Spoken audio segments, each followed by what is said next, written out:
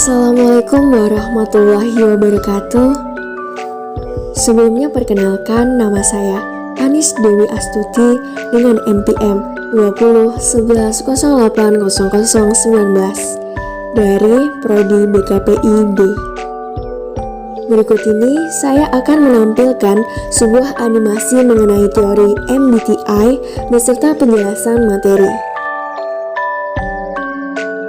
Hal ini saya kerjakan sebagai bentuk penyelesaian tugas ulangan tengah semester mata kuliah bimbingan konseling karir yang diampu oleh Mistika Febriani MPD.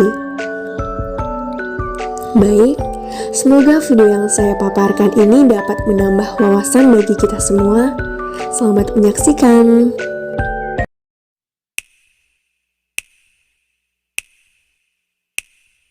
What's your color? I wanna know. What's your color? I wanna know. What's your color? I wanna know. I wanna know. I wanna know. I wanna know. I could be red, or I could be yellow, I could be blue, or I could be purple, I could be green or pink or black or white. I could be every color you like. I could be red, or I could be yellow, I could be blue, or I could be purple, I could be green or pink or black or white. I could be every color you like. I could be red, or I could be yellow, I could be blue, or I could be purple, I could be green or pink or black or white. I could be every color you like. I could be red, or I could be yellow, I could be blue, or I could be purple, I could be green or pink or black or white. I could be every color you like. What's your color?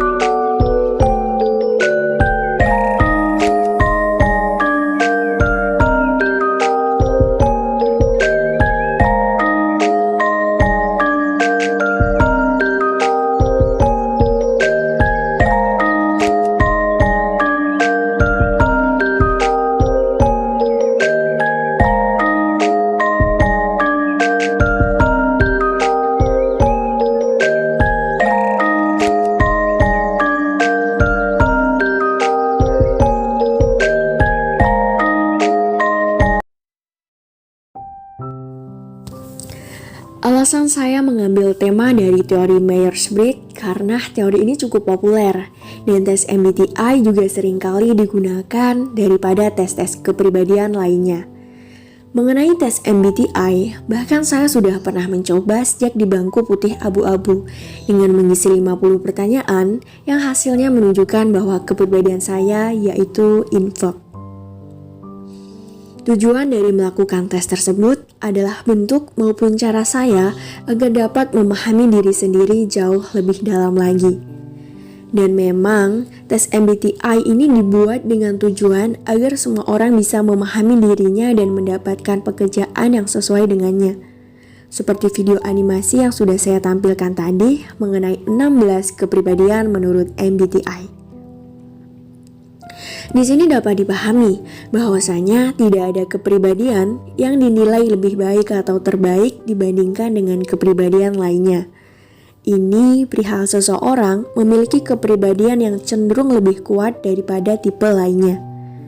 Tes MBTI dapat menjadi titik awal seseorang untuk mengeksplorasi dirinya lebih dalam, karena dengan mengetahui preferensi diri sendiri, kita bisa lebih paham bagaimana cara mengendalikan diri di situasi-situasi tertentu. Selanjutnya, saya akan menjelaskan mengenai teori ini secara singkat. Baik, jadi Myers-Briggs tipe indikator dikembangkan oleh Katrin Cook Briggs dan Isabel Briggs Myers berdasarkan teori kepribadian dari Carl Gustav Jung. Adalah psikotes yang dirancang untuk mengukur preferensi dasar murni psikologi seseorang dalam melihat dunia dan membuat keputusan. Psikotes ini dirancang untuk mengukur kecerdasan individu, bakat, dan tipe kepribadian seseorang. Kegunaan dari tes MBTI yaitu 1. Bimbingan konseling. Tes ini sangat berguna untuk pengembangan karir dan dapat juga digunakan untuk panduan untuk memilih jurusan di perguruan tinggi atau bahkan profesi yang sesuai dengan kepribadian.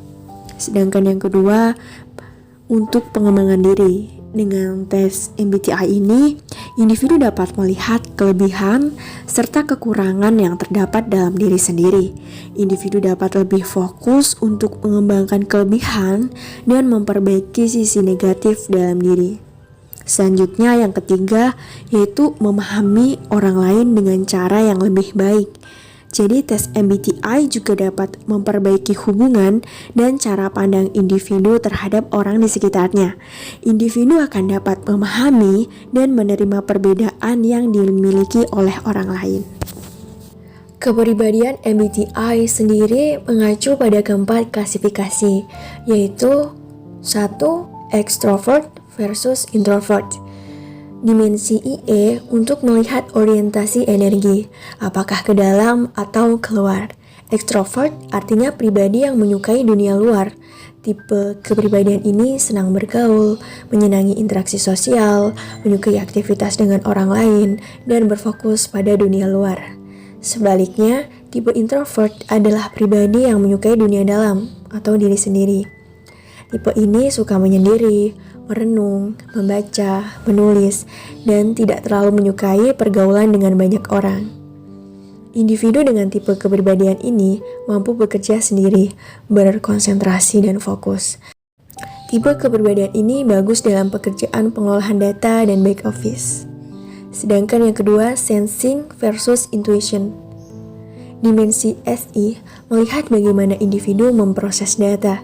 Sensing memproses data dengan cara bersandar pada fakta yang konkret, praktis, realistis, dan melihat data apa adanya. Sensing menggunakan pedoman pengalaman dan data konkret serta memilih cara-cara yang sudah terbukti. Individu tipe kepribadian ini fokus pada masa kini atau hal-hal apa saja yang bisa diperbaiki pada masa sekarang. Individu sensing bagus dalam perencanaan teknis dan detail aplikatif. Tipe intuition memproses data dengan melihat pola dan hubungan, pemikir abstrak, konseptual, serta melihat bagaimana kemungkinan yang bisa terjadi.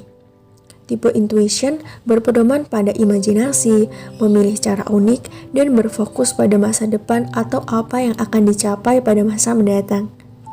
Tipe ini sangat inovatif, penuh inspirasi, dan ide unik, bagus untuk penyusunan konsep, ide, dan visi jangka panjang.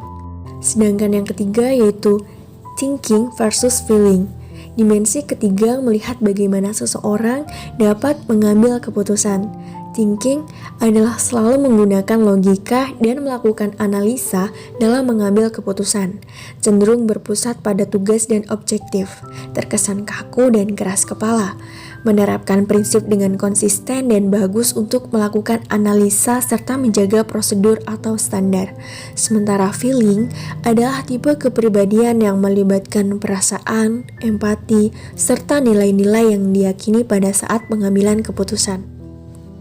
Tipe ini berorientasi pada hubungan dan subjektif, bersifat akomodatif tetapi lebih terkesan memihak, empatik dan menginginkan harmoni, dan bagus dalam menjaga keharmonisan dan memelihara hubungan. Sedangkan yang keempat yaitu judging dan perceiving. Dimensi terakhir melihat bagaimana derajat fleksibilitas seseorang. Judging pada hal ini bukanlah judging untuk menghakimi. Namun, pada hal ini bertumpu pada rencana yang sistematis, senantiasa berpikir dan bertindak teratur. Tipe judging tidak suka akan hal-hal mendadak atau di luar perencanaan. Individu tipe ini bagus dalam penjadwalan, penetapan struktur, dan perencanaan step by step. Tipe perceiving adalah mereka yang bersifat spontan, adaptif, dan bertindak secara acak untuk melihat berbagai peluang yang muncul. Perubahan mendadak bukanlah suatu masalah bagi tipe ini, bagus dalam menghadapi perubahan dan situasi mendadak.